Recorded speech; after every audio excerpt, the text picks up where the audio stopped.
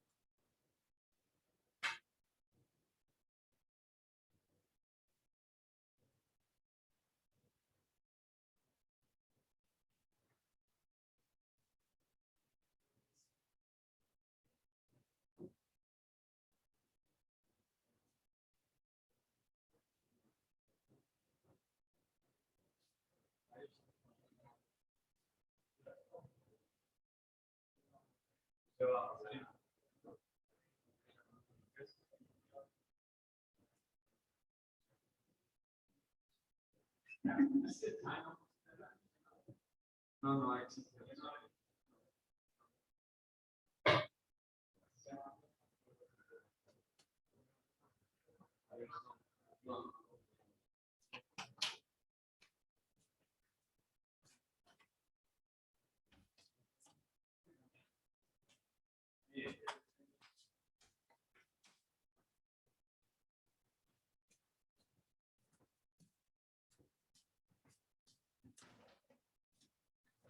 Buenas noches, Ronald. Buenas noches, don Mario. Aquí estoy a la orden. Gracias, don Mario. ¿Qué tal el viaje? Bien, gracias a Dios. Buenísimo. Aquí listo para dar la clase. Vamos a ver quiénes se conectan. Ya había alguien más por ahí, pero salió. Salió. Sí, Muy familia Díaz. Era Muy lo que bien, estaba. perfecto. Voy a esperar.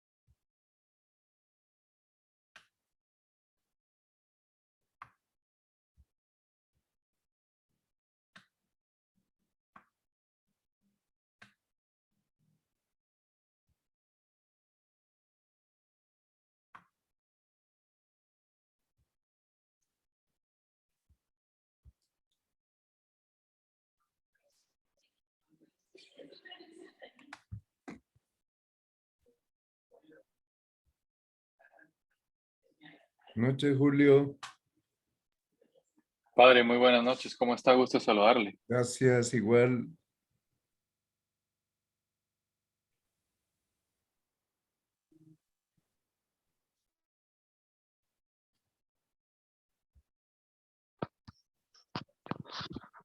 Hola, tocayo. Hola, tocayo. Buenas noches. Hola, Freddy. Mucho gusto, don Mario. Gusto en saludarle. Buenas noches. Gracias, igual. ¿Cómo ha estado, tocayo? Bien, gracias a Dios. Aquí estoy de nuevo intentando dar la clase. Entiendo que tocaba el punto 4, o por lo menos voy a empezar por ahí para poder reanudar y tratar de llegar al punto último. Esperamos unos minutos que se conecten los demás. Claro que sí, don Mario. Muy bien. Perfecto, perfecto.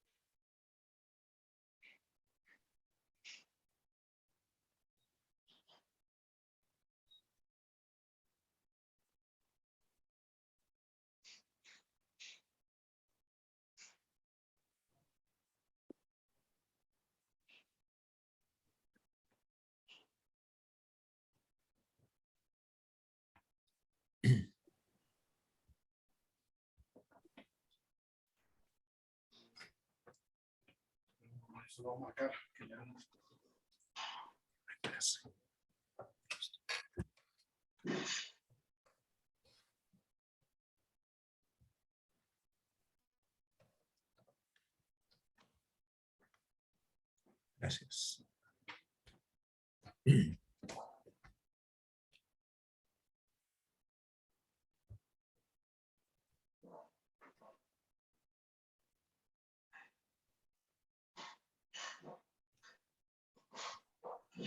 Muy bien, vamos a empezar. Dios te salve María, llena eres de gracia, el Señor es contigo. Bendita tú eres entre todas las mujeres y bendito es el fruto de tu vientre, Jesús. Santa María, Madre de Dios, ruega por nosotros pecadores, ahora y en la hora de nuestra muerte. Amén. Gloria al Padre y al Hijo y al Espíritu Santo. Como era en el principio, ahora y siempre, por los siglos de los siglos. Amén. San Gabriel, Ruega por nosotros. San Pablo. ruega por nosotros. Muy bien, entonces el punto cuarto de esta clase trata sobre las consecuencias que el pecado original tuvo para la humanidad. Entonces, ¿a qué vamos a hacer referencia aquí? Bueno, pues que uno mira su propia vida y uno se da cuenta de que hay heridas y uno se da cuenta de que cuando uno actúa mal es porque uno ha elegido libremente hacer el mal. Por tanto, no es que el mal lo hagamos porque nos viene dado hacer el mal, sino que siempre hay una elección libre, por tanto sigue existiendo la libertad. Claro, la libertad tiene heridas, sin embargo, podemos hacer el bien y podemos discernir entre el bien y el mal. En consecuencia, no somos malos por naturaleza. Bien, esto nos ayuda a entender que el mal no pertenece a la estructura humana, sino que el mal pues es algo que tampoco proviene de la naturaleza social en que vivimos, es decir, que el mal no es que tenga una existencia por sí mismo, sino que el mal siempre inhiere en el bien. ¿Qué quiero decir con esto? Que cuando hay una obra mala, esa obra mala es fruto de la decisión libre de una persona que por creación es buena. Sin embargo, ha hecho una obra mala. Entonces, como ha hecho una obra mala, esa obra mala no es algo que aparezca con independencia en las personas. Por eso cuando hablamos del mal, no podemos hablar del mal como algo que existe sin las personas. Siempre que nos topamos con el mal, nos topamos con el mal inherente a una persona. Un adulto, un joven, un niño con uso de razón que está ya decidiendo y que tiene malicia y por tanto es una criatura que pues estamos a tiempo de ayudarle a enderezarse, pues ayudándole a entender qué es la libertad. Bueno, entonces no es que Dios nos haya destinado a hacer el mal, no es que Dios haya destinado a Judas a traicionarlo. Evidentemente, Judas traiciona libremente a Jesús. La traición de Judas es una decisión del mismo Judas. No es algo que haya hecho Judas pues porque así estaba destinado. Bueno, entonces, como digo Judas, digo la traición de San Pedro, que luego rectifica, y puedo decir también, pues, cuando a Juan y Santiago se les va la fuerza por la boca, y puedo decir también cuando Martín Lutero decide en el siglo XVI actuar apartándose de la doctrina de la iglesia y creando una iglesia nueva, pero aunque pues se ve que él era un hombre muy vehemente, pero es obvio que aquel no fue un acto al que él estuviera destinado a priori y que no fue más que un ejecutor de algo que estaba ya escrito que él tenía que hacer. Bueno, entonces esto nos hace comprender, si somos realistas, que tenemos una responsabilidad. Por tanto, yo cuando hago el mal es que he decidido actuar en esa dirección. Yo soy responsable ante Dios, ante mi conciencia y ante la sociedad, ante mi prójimo. ¿Qué nos dice la revelación divina? ¿Qué nos dice? Que cuando uno se examina, cuando uno se conoce su corazón, uno descubre aquellas inclinaciones al mal y uno se da cuenta de que sí, que hay muchas gentes, muchas personas que a veces actúan mal y a veces lo hacen colectivamente. Pensemos nosotros en Hitler y en los nazis y pensemos que él fue capaz de arrastrar a mucha gente hacia el mal, pero que hubo dentro de ellos gente que no actuó conforme a aquellos designios de su jefe, bueno, pues el Führer. Entonces, ¿qué significa esto? Que unos se dejaron arrastrar y otros no. Ahora puede ser que le haya atropellado la libertad de muchos, como ocurre actualmente en Rusia, ¿verdad? Que hay gente que está siendo atropellada en su libertad para ir a una guerra que no quieren. Bueno, entonces, sin embargo, esos males no proceden de nuestro Creador, porque nuestro Creador es bueno. Cuando yo me niego a reconocer a Dios como mi principio, esto es lo que le pasó a Adán y a Eva, entonces Adán y Eva rompieron el orden que Dios había puesto en sus corazones, pero era un orden que ellos libremente habían de respetar. Entonces Dios los había creado para que, sirviéndolo y amándolo en esta vida libremente, llegaran a la eternidad a disfrutar para siempre de él. Bien, pero al romper la relación con Dios, rompen también la ordenación que tienen consigo mismos y la relación que tienen con los demás y la relación que tienen con la naturaleza. Y por eso la naturaleza empieza a ser hostil al ser humano a partir del pecado. Por eso es que el Señor le dice a Adán, ahora trabajarás con el sudor de tu frente. El trabajo no es un castigo, el trabajo era una orden previa, pero ahora se añade. Te va a costar fatiga, te va a costar sudor, te va a costar un esfuerzo que te fatiga, que te cansa. Y la tierra te va a producir cardos y espinas. Por tanto, lo que antes no iba a ocurrir, antes la naturaleza no era hostil, había una armonía perfecta entre Adán y Eva antes del pecado original y armonía perfecta con la naturaleza, ahora ha dejado de existir esa armonía. Y por tanto, ahora nos cuesta más. ¿Por qué?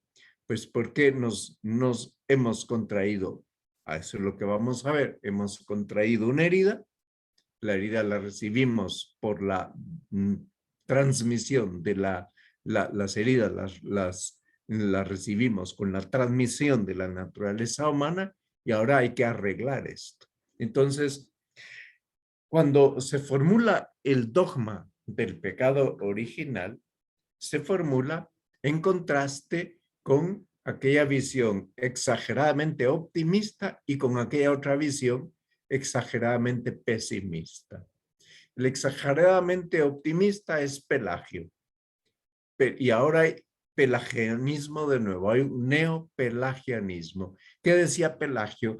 Que yo puedo hacer el bien con mis propias fuerzas, que no necesito la gracia, que la gracia es solo una ayuda exterior, pero por tanto esta visión indicaba que para Pelagio el alcance del pecado original era un simple mal ejemplo. Y por tanto, pues la redención era un simple buen ejemplo.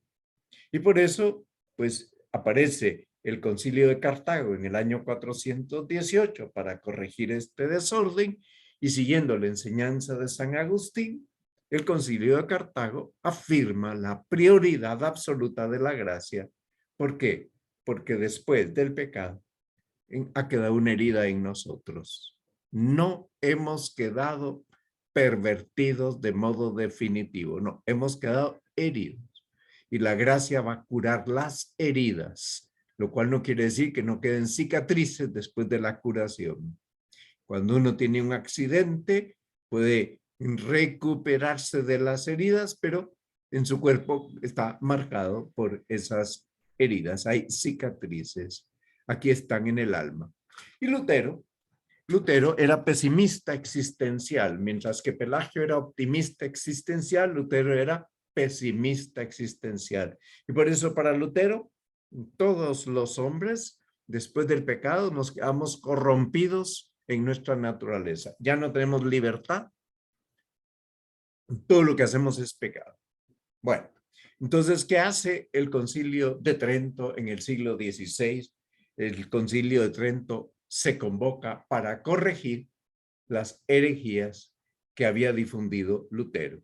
Entonces, ¿qué hace el Concilio de Trento? Dice, mira, a partir del bautismo que borró el pecado original, la gracia te da un nuevo ser. Esto significa relevancia ontológica, quiere decir que en el plano del ser ha sido renovado profundamente. Es cierto que permanecen las consecuencias del pecado, las secuelas, las cicatrices.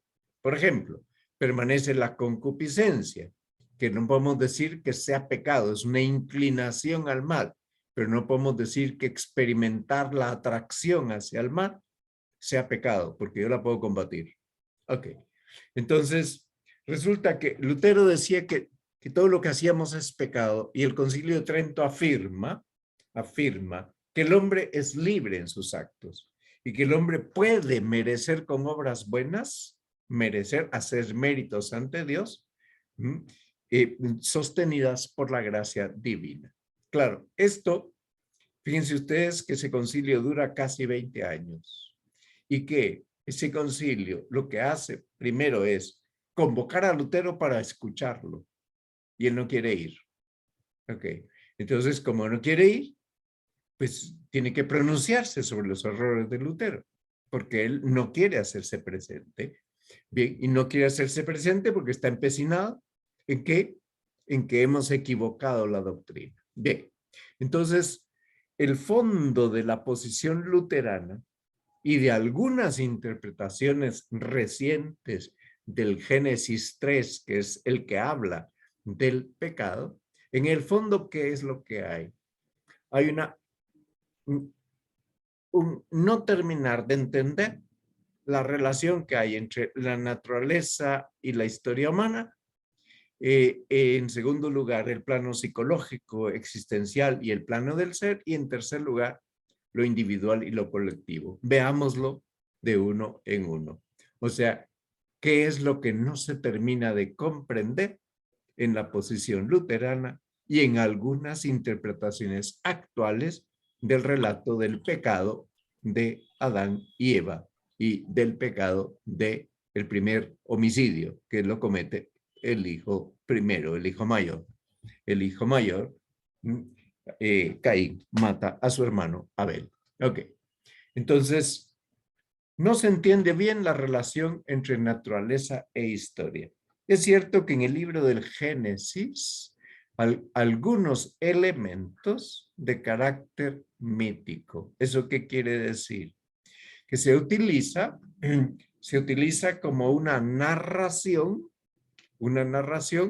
que da origen, que está en el fundamento de la historia posterior. Por tanto, no es mito en el sentido de mitología griega o mitología romana o mitología pues nórdica, no, sino que es como una explicación simbólica de la condición original pecador. Eso es el error de Lutero. Pensar. Y ese es el error de las interpretaciones actuales de Génesis 3. Pensar que el relato de la caída es un simple símbolo, pero que no es una realidad. Pensar que aquello es un símbolo que no retrata una realidad, sino que es casi como, pues, como podríamos decir, una fábula. Ok. Entonces, ¿qué pasa con esta interpretación? Esta interpretación convierte en algo natural un hecho que es histórico, o sea, que ocurre después de la creación, y lo mitifica y lo hace inevitable. Por tanto, ¿qué es lo que esta interpretación nos está planteando? Nos está planteando que el sentido de culpa que nos lleva a reconocernos pecadores ante Dios y nos conduce a mitigar, a eliminar la responsabilidad personal en el pecado. En el fondo viene a decir que no podíamos evitar un pecado porque tendíamos espontáneamente al pecado. Ok, ¿qué es lo correcto? Es afirmar que la condición de pecadores pertenece a nuestra historicidad, pero no pertenece a nuestra naturaleza originaria. Es decir, sucedió después de la creación. El hombre no fue creado pecador, sino que fue creado en estado de justicia, de santidad, de amistad con Dios. Bien, pero lo incorrecto es, la interpretación equivocada es que ya fuimos creados así, pecadores, y que por tanto aquello era un destino inevitable, y que no podemos evitar el pecado, y que lo único que podemos hacer es pecar. Esa es la visión luterana y la visión que hay en algunos de las interpretaciones actuales. Bien, segunda cosa que no se termina de entender. O sea, como sí es cierto que después del bautismo quedan secuelas del pecado, entonces podemos experimentar la tendencia al mal. Podemos sentirnos pecadores profundamente. Cualquier vida de santos nos pone en evidencia que se sentían pecadores. Ahora, ¿qué pasa? Que lo más fundamental no es sentirnos pecadores. Aceptamos que tenemos pecado, aceptamos que hemos caído en pecado, pero lo que sabemos es que el pecado, el bautismo nos ha devuelto, o sea, nos borró, nos perdonó, nos limpió, destruyó el pecado original y nos ha hecho hijos de Dios. Cristo ha venido a restaurar el género humano y todo el cosmos. Muy bien. Entonces, con el bautismo hemos recuperado lo que habíamos perdido, pero hemos recuperado algo con ganancia. Por tanto, estamos mejor que Adán y Eva. Estamos mejor. Y voy a explicar por qué estamos mejor. ¿Por qué? Porque cuando fueron creados Adán y Eva, Cristo no se había hecho hombre. Cuando nosotros somos bautizados, el bautismo lo instituye Jesucristo, Cristo se ha hecho hombre ya. Y por tanto, lo que ha ocurrido en la naturaleza humana es que ha sido elevada a un nivel tan alto que no tenían Adán y Eva y que nosotros tenemos ahora. Bueno, entender esto es importante, que en el plano del ser, si estamos en gracia, no, el Señor nos ha justificado, es decir, hemos pasado del estado de pecado al estado de justicia. Ok. ¿Qué le pasa a Martín Lutero? Que él radicaliza la óptica existencial y él piensa toda la realidad desde esa óptica negativa y pesimismo y piensa que a partir del pecado original quedamos marcados en el ser por el pecado y que eso no tiene solución y que eso no tiene ninguna forma de ser corregido, que el hombre no puede ser restaurado. Ok. Pero el tercer punto de confusión es cómo se transmite el pecado original. Estamos ante un misterio. ¿Qué nos dice la Biblia respecto de ese misterio? Que Adán y Eva nos transmiten el pecado. De hecho, Caín mata a Abel, cosa que no hubiera ocurrido si Adán y Eva no hubieran caído en pecado.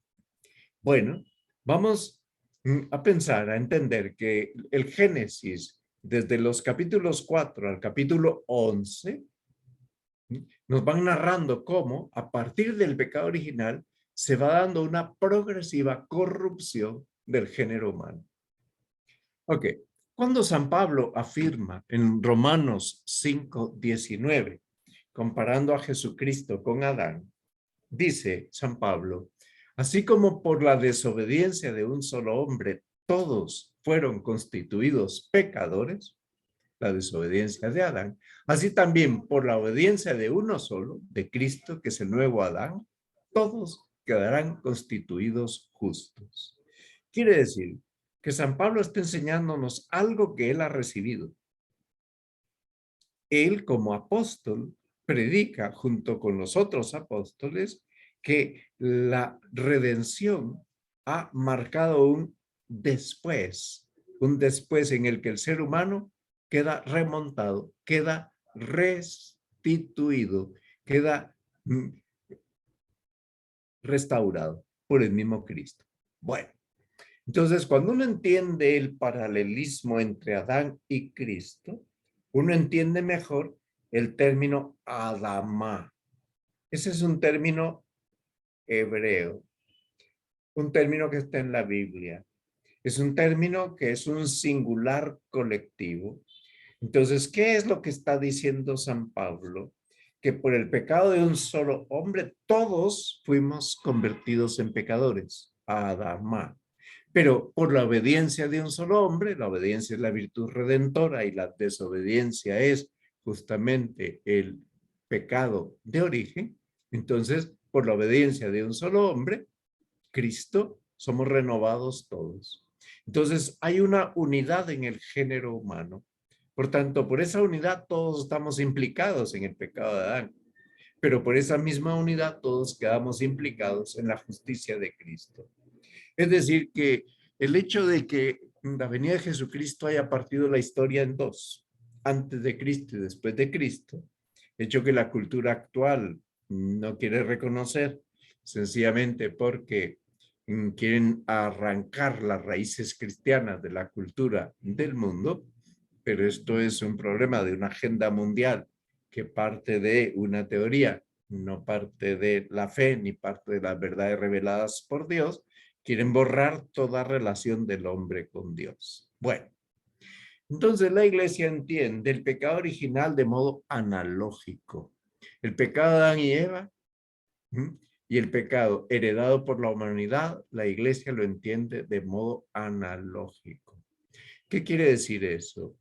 Que el pecado que ellos cometen, Adán y Eva, la primera pareja, cierto, es un pecado personal, pero va a ser transmitido porque hasta ese momento ellos no se han unido, no han tenido relaciones sexuales, pero a partir de ese momento, después del pecado, el procrear va a estar amenazado por la lujuria. Antes no. Por eso cuando Adán le dice a señores que tuve vergüenza, mira, y me escondí cuando oí tu voz, porque me di cuenta que estaba desnudo. El Señor le pregunta, ¿y quién te dijo que estabas desnudo? ¿Acaso has comido del fruto del árbol del que te prohibí comer? Es decir, que la desnudez original no generaba vergüenza porque no había lujuria. Y por tanto, no era causa de codicia la desnudez. Bien, entonces, el pecado se ha propagado a toda la humanidad. Se ha transmitido justamente al transmitirse la naturaleza humana a través de la procreación, se ha transmitido, iba a transmitirse el estado de santidad y justicia originales, y lo que se nos transmite es una naturaleza humana privada de la santidad y de la justicia originales. Una de las heridas es la ignorancia moral. Se recordarán que yo les he hablado de 4 heridas. Una en la inteligencia, que se llama ignorancia moral, y 3 en la voluntad. 3 heridas en la voluntad. Una es la malicia. La segunda herida de la voluntad es la debilidad. Y la tercera herida de la voluntad es lo que llama San Juan Evangelista, la llama la triple concupiscencia, que es el triple desorden de los deseos, de las pasiones, concupiscencia de los ojos, concupiscencia de la carne y soberbia de la vida. Bien, entonces, cuando llamamos pecado al pecado original, lo llamamos de manera análoga. ¿Por qué? Porque es un pecado que yo contraje, no es un pecado que yo cometí. Yo he nacido en estado de pecado, pero no es un acto mío. Por tanto, el pecado original es mío, sí, es mío, pero es mío porque soy descendiente de Adán. No es mío porque yo lo haya cometido. Bien, entonces hay gente que le cuesta mucho entender y aceptar la idea de un pecado heredado. Sobre todo cuando tienen una visión individualista de sí mismos y de la libertad. ¿Yo qué tengo que ver con el pecado de Adán? ¿Y por qué yo me contagio? Bueno, es que tú eres parte del género humano. Tú eres parte de la humanidad.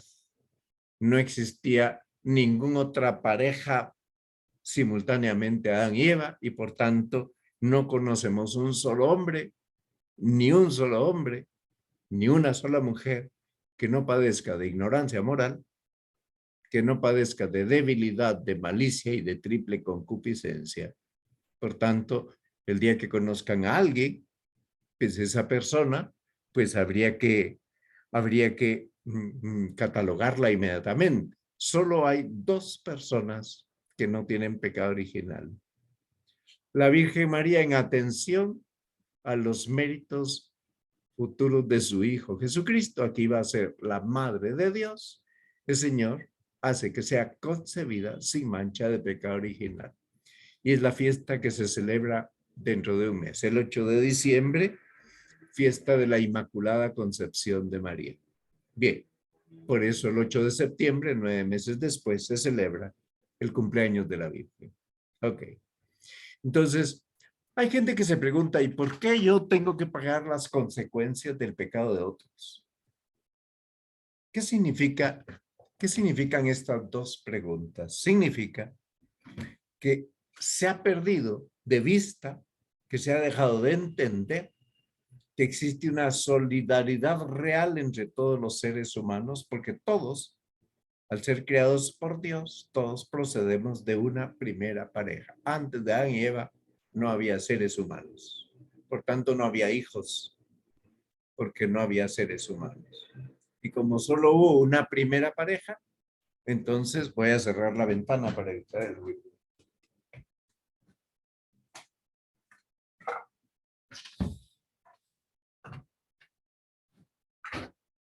Muy bien. Y como solo hubo una primera pareja, no hubo una en Asia y otra en África y otra en América del Norte y otra en América del Centro y otra en América del Sur, ni otra en Oceanía, sino que la única primera pareja es Adán y Eva.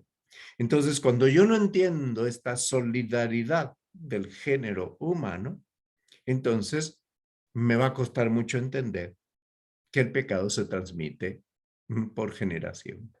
¿Ok? ¿Qué hace el pecado original? ¿Qué es lo que ofusca? Ofusca comprender la fraternidad profunda que Dios quiere que haya en el género humano. Y precisamente lo que hace posible la transmisión de la naturaleza humana es esta profunda fraternidad. Claro, nos encantaría que todos los matrimonios se llevaran bien. Nos encantaría que María y la mujer se entendieran. Pero aquí vemos esta fotografía, ¿verdad? Ella está muy contenta y él está bravo. Bueno, indica que ahí hay una incomprensión entre ambos. Entonces, cuando uno ve las lamentables consecuencias del pecado y mira que se ha difundido por todas partes, se pregunta, ¿y por qué Dios no impidió que el primer hombre pecara? ¿Qué dice San León Magno en el siglo III? Dice, la gracia inefable de Cristo nos ha dado bienes mejores que los que nos quitó la envidia del demonio. Bienes mejores. El demonio nos quitó unos grandes bienes, sí, pero la gracia de Cristo nos dio bienes superiores. Por tanto, dice Santo Tomás de Aquino, siglo XIII, nada se opone a que la naturaleza humana ha sido destinada a un fin más alto después del pecado. Sí, ahora estamos destinados a ese fin de configurarnos con Cristo. Esto antes no existía, sencillamente porque el Hijo de Dios no se había hecho hombre. Bueno, y estamos llamados a que configurándonos con Cristo en esta vida, por el bautismo, por la confirmación, por la frecuencia de los sacramentos, si llevamos una vida recta, al final de nuestra vida, vayamos a gozar para siempre de la paternidad de Dios, de la fraternidad con Jesucristo y del amor eterno, el amor eterno entre el Padre y el Hijo, que es el Espíritu Santo. Bien, entonces, explica Santo Tomás que San Pablo, cuando en Romanos 5:20 dice que donde abundó el pecado, sobreabundó la gracia, está haciendo referencia a ese destino más alto, a ese fin más alto que Dios nos concedió después del pecado. Es decir, Dios ahoga el mal en abundancia de bien. El sábado santo por la noche se canta en el pregón pascual un himno que se llama Exultet, que exulten los cielos y la tierra. Y en ese himno se dice, oh feliz culpa que mereció tal y tan grande Redentor. Bueno, vamos al punto 5 de esta clase. Entendemos la vida como un combate. Por tanto, uno no puede pensar que si ha venido a este mundo, puede dejar de combatir, que una vez que fue bautizado ya todo es automático y por tanto ya no necesita ningún combate. San Agustín había pensado así y luego rectificó y escribió un libro llamado Retractaciones, porque él pensaba al principio que era automático, o sea, que ya no había que hacer nada, pero luego se dio cuenta que no, que había que seguir luchando. Entonces, cuando uno mira el pecado desde la óptica de la redención de Cristo, uno adquiere un realismo, una gran lucidez sobre cuál es nuestra situación actual y cómo espera Dios que obremos en el mundo.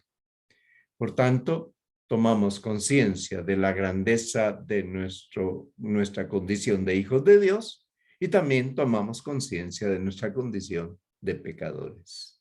Ok. Este realismo cristiano, en primer lugar, nos previene de esos dos desórdenes, el optimismo ingenuo de Pelagio y el pesimismo desesperanzado de Martín Lutero.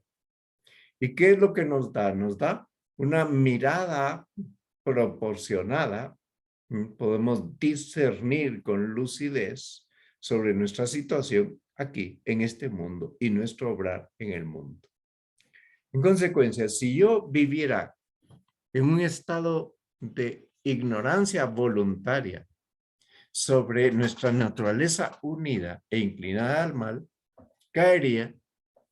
Esta tesis hace que haya gravísimos errores en el dominio de la educación, de la política, de la acción social y de las costumbres. Lo dice así el Catecismo de la Iglesia.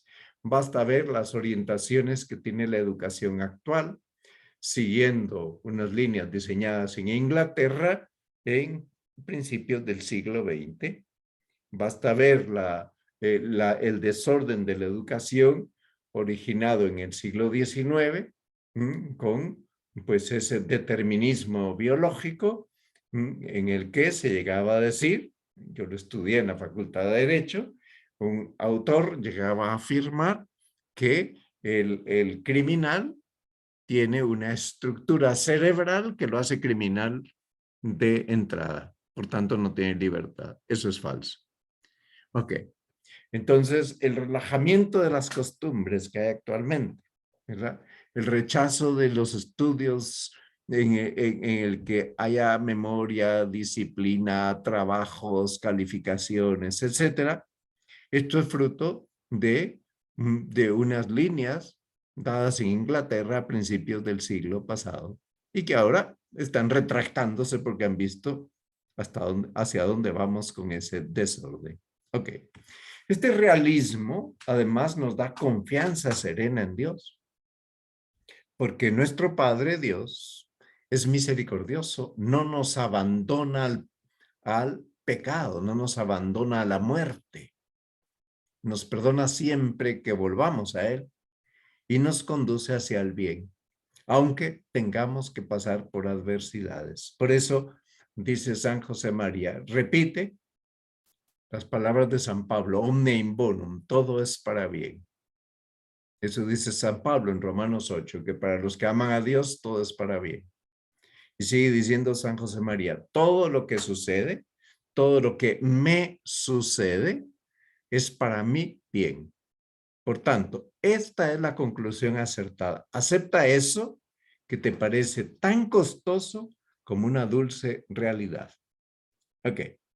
Entonces, este realismo desarrolla en nosotros una profunda humildad que nos permite reconocer, sin extrañarnos, nuestros pecados, dolernos de ellos, porque son ofensa a Dios, y no tanto dolerme porque suponen una mancha para mí. ¿Cómo es posible que yo tenga una mancha? Yo que me considero perfecto. No, es que no soy perfecto. Es que tengo errores. Es que tengo limitaciones. Y por tanto las tengo que aceptar si es que quiero ser realista. Bueno, este cajero se está quedando con un dinero que no le pertenece. Mira, y lo está haciendo a escondidas. Bien, entonces, el realismo cristiano nos ayuda a distinguir lo que es propio de la naturaleza humana en cuanto tal, de lo que es consecuencia de la herida del pecado, que es lo que no distinguió Lutero. Por tanto, después del pecado, no todo lo que yo experimento como espontáneo es bueno. Yo puedo experimentar como espontáneo faltar a la templanza en la comida o en la bebida. Puedo experimentar como espontáneo caer en lujuria. Puedo experimentar como espontáneo tomar venganza. Sin embargo, no todo lo espontáneo es bueno, ni todo lo bueno es espontáneo. Muchas veces hacer el bien cuesta mucho esfuerzo. Por tanto, la vida humana tiene carácter de combate. Dice el Catecismo de la Iglesia que hay que combatir para portarse de modo humano y cristiano. Primero de modo humano, porque si no me porto de un modo humano, conforme a mi naturaleza humana, será imposible portarme como un cristiano, porque la gracia de la vocación de cristiano es una gracia que no prescinde de la naturaleza humana, sino que la presupone. Bien, la tradición de la iglesia, nos dice San José María, ha hablado de los cristianos como soldados de Cristo. Por eso el libro de Job dice, militia es vita hominis super terra. La vida del hombre sobre la tierra es milicia. Por eso la confirmación nos hace soldados de Cristo. Este ser soldados, San Pablo nos habla de este combate espiritual y nos explica en Gálatas 5 las obras de la carne versus las obras del espíritu. Este ser soldados nos hace entender que nuestra condición de combatientes como hijos de Dios es un combate que lleva consigo serenidad a los demás. O sea que mientras yo combato contra mis miserias y mis malas inclinaciones, estoy proporcionando serenidad a los demás. Y mi combate es hecho en serenidad. Benedicto XVI nos explicó, poco antes de renunciar, nos explicó que está de moda tener la idea de que para divertirse, para dejar de estar aburridos, hace falta hacer el mal, que para poder experimentar que soy libre, que no dependo de nadie, lo que hace falta es portarse mal, que una vida sin pecado, piensa la gente actualmente, sería aburrida. Pero dice, frente a esa idea, miremos la figura de María. Es concebida inmaculada. La vida que nos muestra es una vida completamente entregada a Dios. Es una vida que no produce aburrimiento y que se convierte en una aventura llena de luz y de infinitas sorpresas. Esto lo dijo un 8 de diciembre frente a el monumento a la Inmaculada Concepción que hay en Roma, en la Piazza España. Bien, el punto sexto de esta clase es el último de esta clase número 10 sobre el pecado y la misericordia de Dios. Y el punto sexto es un punto conclusivo de todo lo que aquí se ha dicho. Y el punto sexto nos habla de la ternura de Dios. Es decir, es cierto que hay pecado, pero también es cierto que hay salvación y que hay misericordia. Bien, entonces, ¿qué vemos frente a la realidad del pecado? Vemos la imponente misericordia de Dios. Y vemos que Jesucristo es el rostro de la misericordia. Entonces, si uno mira cómo Jesús se pone frente a algunos pecadores, como Zaqueo, como el paralítico, como la mujer adúltera, como la samaritana, como María Magdalena, como el buen ladrón, como San Pedro, en fin, muchísima gente, uno constata de continuo lo que él afirmó: no he venido a llamar a los justos, sino a los pecadores. No necesitan de médicos los sanos, sino los enfermos. Por eso Jesús entra a comer a la casa de publicanos, que eran tenidos por los judíos como pecadores públicos, y lo critican.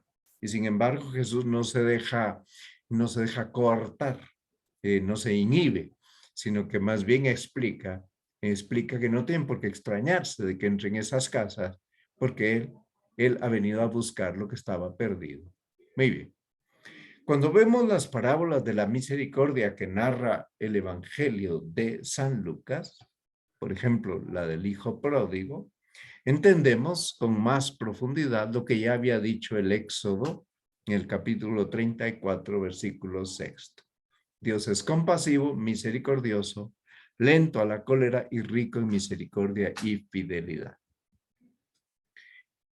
Bueno, cuando vemos la pasión de Cristo, esta imagen de Jesucristo es famosísima y está en Sevilla y se le conoce con el nombre de El Cachorro, así popularmente la gente le llama El Cachorro, y es de un escultor, Martínez Montañés, y está en una iglesia pues que está abierta todo el día y puede uno entrar a rezar ante esta imagen de Cristo que mueve muchísimo a entender el misterio de la pasión.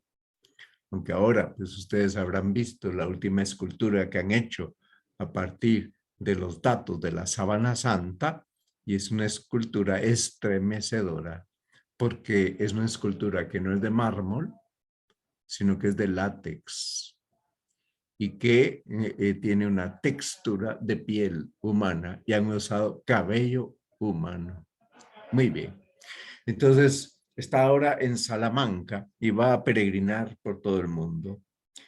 En la pasión de Jesús, ¿qué es lo que se pone en evidencia? Toda la sociedad del pecado en contacto con Cristo, que es inmensamente puro, el Hijo de Dios. Por tanto, los dolores de la pasión y muerte, los sufrimientos de Jesucristo crucificado, son sufrimientos que a nosotros nos hacen ver que pues hacía falta, eso es para nuestro modo de entender, ¿verdad? Para nuestro modo de entender, hacía falta que alguien que no tuviera ningún pecado, pues, y que fuera inmensamente puro, pues redimiera, pagara el precio, nos rescatara, porque no podíamos rescatarnos a nosotros mismos. Bien, pero ¿qué vemos en el mundo? Que a pesar de la pasión y muerte de Cristo, hay males, hay injusticias que producen deterioros y que contaminan la imagen de Dios. Por tanto, ahí vemos que hay una realidad que no es imaginaria, que es constatable, incluso estadísticamente, y vemos que hay culpa nuestra. Por mi culpa, por mi culpa, por mi gran culpa, decimos en la misma, y nos golpeamos el pecho. ¿Y qué significa golpearse el pecho? Significa pedir que mi corazón duro se parta, que esa dureza, y que vuelva a ser un corazón de carne, capaz de reconocer el perdón, la misericordia y el pecado. Muy bien. Entonces, nosotros no podemos ignorar que hay pecado, que hay mal. Pero resulta que Dios no es cruel. Dios no nos exige hacer algo que no podemos hacer. ¿Qué hace Dios? ¿Qué hace Jesucristo enviado por el Padre? Se ponen como lugar de reconciliación. Y en Jesucristo toma todo el sufrimiento sobre sí. Y por tanto, ¿qué hace? Introducir en el mundo como un regalo su pureza infinita. Cuando Jesús habla de beber el cáliz, está hablando no de beber un líquido, sino está hablando de beber muchos sufrimientos, muchas cosas terribles. ¿Para qué? Para restablecer, para restaurar la justicia mediante la grandeza del amor. La redención es una obra de amor. Y por tanto, el sufrimiento de Cristo es una obra de amor que transforma la oscuridad en luz. Bien, entonces, esto era lo que yo quería comentar con ustedes. Quito las diapositivas para poder conversar y puedan ustedes preguntar lo que quieran.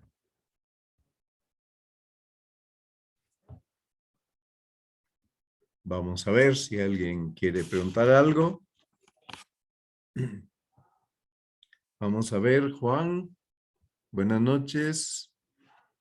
Buenas noches, don Mario. Cuéntame. Mire, Vamos a ver.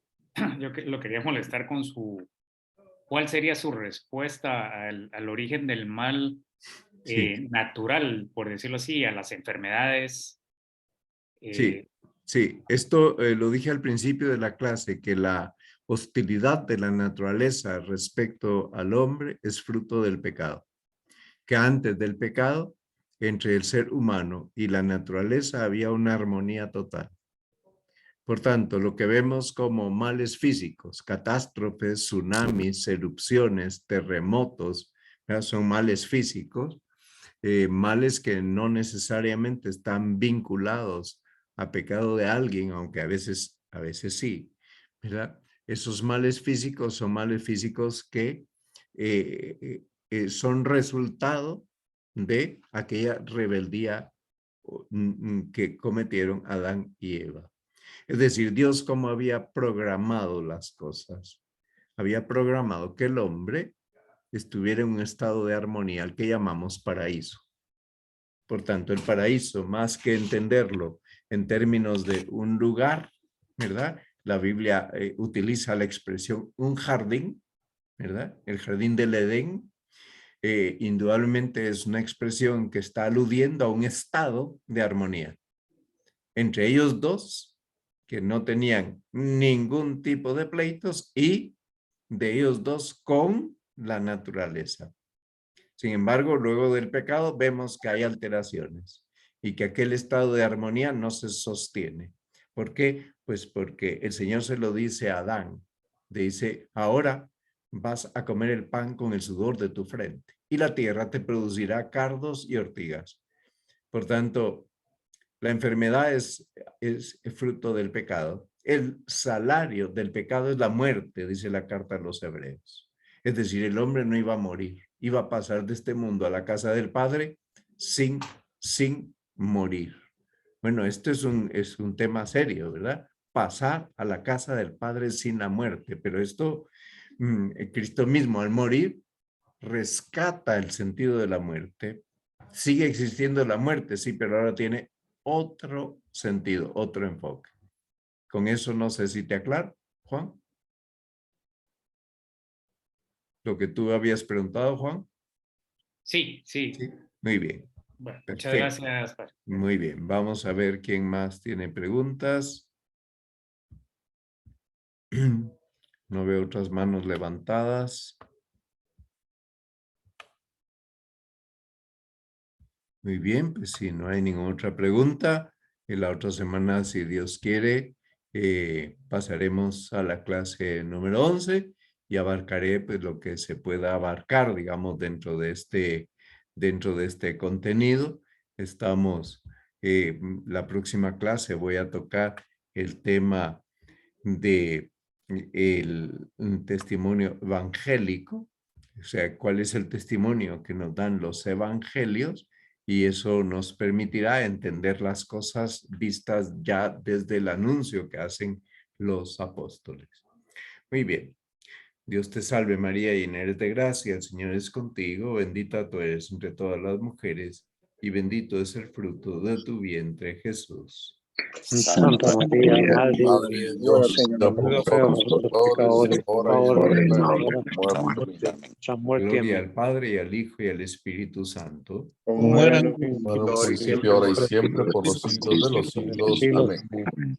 San Gabriel, ruega Ruega por San nosotros. Pablo, Ruega ruega por por nosotros. Bueno, que descansen, que tengan buena noche.